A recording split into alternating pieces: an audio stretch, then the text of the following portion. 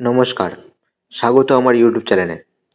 পশ্চিমবঙ্গ ভারতের মানচিত্রে কেবল একটি রাজ্য নয়, বরং এটি একটি চিরন্তন রাজনৈতিক মহা গবেষণাগার। 1947 সালের দেশভাগের রক্তক্ষরণ থেকে শুরু করে আজকের ডিজিটাল রাজনীতির মেরুকরণ, এই ভূখণ্ড বারবার দেখেছে ক্ষমতার উত্থান, পতনের হাহাকার আর রাজনৈতিক লড়াই। আমরা অনেকেই বর্তমান রাজনীতি নিয়ে চর্চা করি, কিন্তু ইতিহাসে সেই ধুলোমাখা পাতাগুলো কি উল্টে দেখেছি? কেন বাংলার রাজনীতি ভারতের অন্যান্য সব রাজ্যের চেয়ে আলাদা? কেন এখানকার মানুষ আজও ভাতের লড়াই আর ভাতের অধিকারকে এক করে দেখে? আমাদের এই সিরিজ পশ্চিমবঙ্গের রাজনীতির মহাকাব্য 12টি পর্বের এই দীর্ঘযাত্রায় আমরা ফিরে যাব সেই 1947 সালে, আর সেখান থেকে ধাপে ধাপে উঠে আসবো 2026-এর দোরগোড়ায়। এটি কেবল সাল তারিখের ইতিহাস নয়, এটি বাংলার সমাজ, অর্থনীতি আর সাধারণ মানুষের অদম্য জেদের কাহিনী। আজকে পর্বে আমরা আলোচনা করব পশ্চিমবঙ্গ রাজনীতি মহাকাব্য পর্ব 8, সিঙ্গুর নন্দীগ্রাম এবং ক্ষমতার ভিত নড়বড়ে 2000 থেকে 2011। 2000 সালের 6ই নভেম্বর দীর্ঘ 23 বছরের জ্যোতি বসুর শাসনের অবসান ঘটিয়ে পশ্চিমবঙ্গের কুর্সিতে বসলেন বুদ্ধদেব ভট্টাচার্য। তার সামনে ছিল এক বিশাল চ্যালেঞ্জ। একদিকে বামফ্রন্টের 25 বছরের প্রাতিষ্ঠানিক স্থবিরতা, অন্যদিকে কর্মসংস্থানের জন্য ছটফট করতে থাকা এক বিশাল শিক্ষিত যুব সমাজ। বুদ্ধদেব ভট্টাচার্য চাইলেন এক নতুন পথ দেখাতে, যার স্লোগান ছিল ডু ইট নাও। তিনি বুঝলেন কেবল কৃষি নির্ভর অর্থনীতি দিয়ে পশ্চিমবঙ্গকে আর চালানো যাবে না, প্রয়োজন বৃহৎ শিল্প। কিন্তু কে জানতো এই শিল্পের স্বপ্নই একদিন বামফ্রন্টের সাজানো লাল দুর্গের পতনের কারণ হয়ে দাঁড়াবে। 2000 সাল থেকে 2011 সালের এই 11 বছর ছিল পশ্চিমবঙ্গের রাজনীতির সবচেয়ে নাটকীয় এবং রক্তাক্ষয়ী অধ্যায়। বুদ্ধদেব ভট্টাচার্যের শাসনকালের প্রথম ভাগে এক ধরনের আশার আলো দেখা গিয়েছিল। তিনি মধ্যবিত্ত বাঙালির কাছে অত্যন্ত জনপ্রিয় হয়ে উঠেছিলেন তাঁর স্বচ্ছ ভাবমূর্তি এবং আধুনিক মনস্কতার কারণে। 2006 সালে বিধানসভা নির্বাচনে বামফ্রন্ট যখন 235টি আসন পেয়ে অভাবনীয় জয় হাসিল করল, তখন বুদ্ধদেববাবু মনে করলেন তার শিল্পায়নের নীতিতে সাধারণ মানুষের পূর্ণ সমর্থন রয়েছে। ঠিক এই আত্মবিশ্বাস থেকে তিনি হাত বাড়ালেন দেশের অন্যতম বৃহৎ শিল্পগোষ্ঠী টাটাদের দিকে। সিঙ্গুরে ন্যানো গাড়ির কারখানা তৈরি করার জন্য 997 একর জমি অধিগ্রহণের সিদ্ধান্ত নিল সরকার। আর এখান থেকেই শুরু হলো সেই সংঘাত যা বাংলার সমাজতত্ত্বকে চিরতরে বদলে দিল। সিঙ্গুর ছিল অত্যন্ত উর্বর বহুমুখী ফসলি জমি। অনিচ্ছুক কৃষকদের জমি জোর করে নেওয়ার অভিযোগ উঠতে শুরু করলো। মমতা বন্দ্যোপাধ্যায়ের নেতৃত্বাধীন তৃণমূল কংগ্রেস এই সুযোগটি লুফে নিল। তিনি সিঙ্গুরকে কেন্দ্র করে কৃষি বনাম শিল্প এই বিতর্ককে রাজপথে নিয়ে এলেন। সিঙ্গুরে মমতার 26 দিনের অনশন এবং রাজপথ অবরোধ কলকাতার জনজীবন স্তব্ধ করে দিল। বামপন্থীরা একসময় যে জমি আন্দোলন করে ক্ষমতা এসেছিলেন, আজ তারাই জমি কেড়ে নেওয়ার অভিযোগে অভিযুক্ত হলো।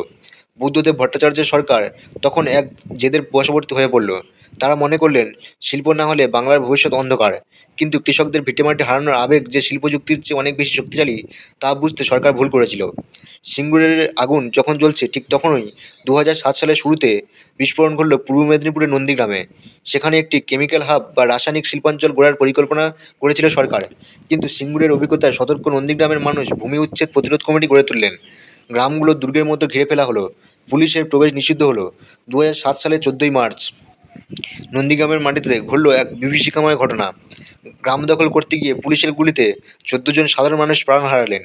এই একটি ঘটনা বামফ্রন্টের তথাকথিত সর্বহারা দর্দি এবং কৃষক বন্ধু ভাবমূর্তিকে ধূলিসাৎ করে দিল। সারা ভারতের তো বটেই, সারা বিশ্ব ছি ছি করে উঠল। মহাশ্বেতা দেবী, অপর্ণা সেন থেকে শুরু করে শঙ্খ ঘোষের মতো বুদ্ধিজীবীরা যারা একসময় বামপন্থার সমর্থক ছিলেন, তারাও রাস্তায় নামলেন পরিবর্তনের দাবিতে। নন্দীগ্রামের রক্তক্ষরণ বামফ্রন্টের ভেতরকার ফাটলকেও স্পষ্ট করে দিল। শরিফ দলগুলো সিপিআইএম এর দাদাগিরির বিরুদ্ধে সরব হলো। ঠিক এই সময়ই জঙ্গলমহলে মাওবাদী আন্দোলনের এক নতুন উত্থান ঘটল। লালগড় থেকে শুরু করে মেদিনীপুর, বাঁকুড়া এবং পুরুলিয়ার বিস্তীর্ণ এলাকায় সরকারের নিয়ন্ত্রণের বাইরে চলে গেল। পুলিশ ক্যাম্প লক্ষ্য করে ল্যান্ডমাইন বিস্ফোরণ আর রাজনৈতিক খুনাখুনি নিত্যদিনের ঘটনা হয়ে দাঁড়ালো। মমতা বন্দ্যোপাধ্যায় সুকৌশলে এইসব অসন্তোষকে এক ছাতার তলায় নিয়ে এলেন। তাঁর স্লোগান মা মাটি মানুষ বাংলার প্রতিটি ঘরে পৌঁছে গেল। বুদ্ধদেব ভট্টাচার্যের শিল্পের স্বপ্ন তখন সিঙ্গুরের টাটাদের বিদায়ের মধ্য দিয়ে এক বিশাল পরাজয়ে রূপান্তরিত হলো। 2008 সালে 23 অক্টোবর রতন টাটা ঘোষণা করলেন, আপনারা আমার মাথায় বন্দুক ঠেকিয়েছেন, আমি চলে যাচ্ছি।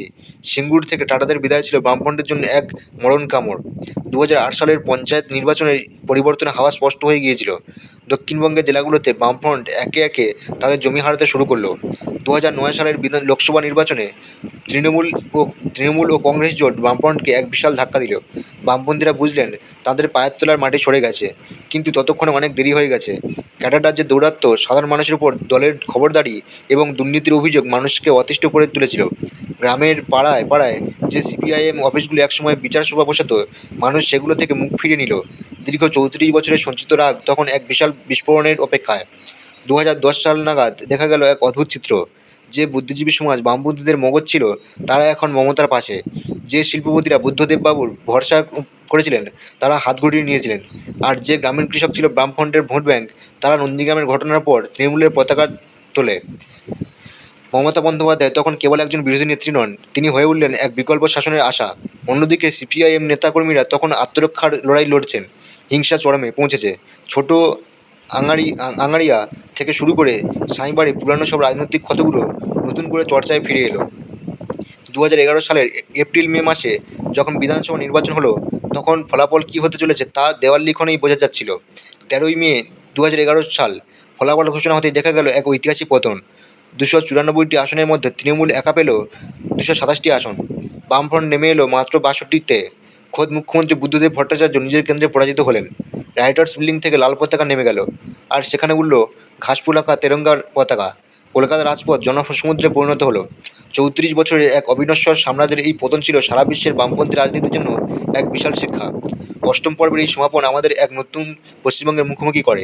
মমতা বন্দ্যোপাধ্যায়ের হাত ধরে যে পরিবর্তন এলো, তা মানুষের মনে আকাশছোঁয়া আশা জাগিয়েছিল।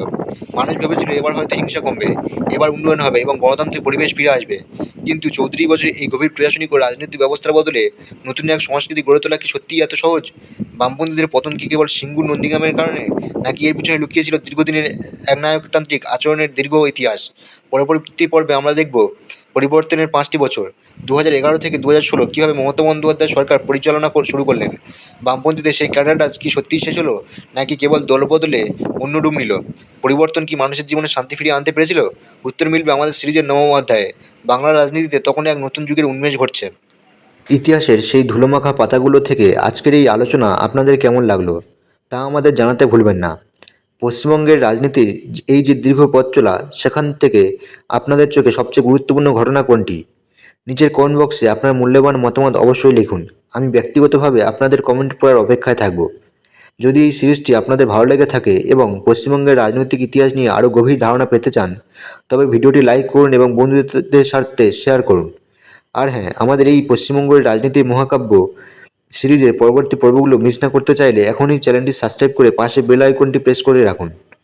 দেখা হচ্ছে এই সিরিজের আগামী পর্বে, যেখানে আমরা উন্মোচন করব বাংলার ক্ষমতার অলিন্দে আরও কিছু অজানা কাহিনী। ততক্ষণ ভালো থাকুন, সচেতন থাকুন এবং নিজের ইতিহাসকে জানুন। নমস্কার।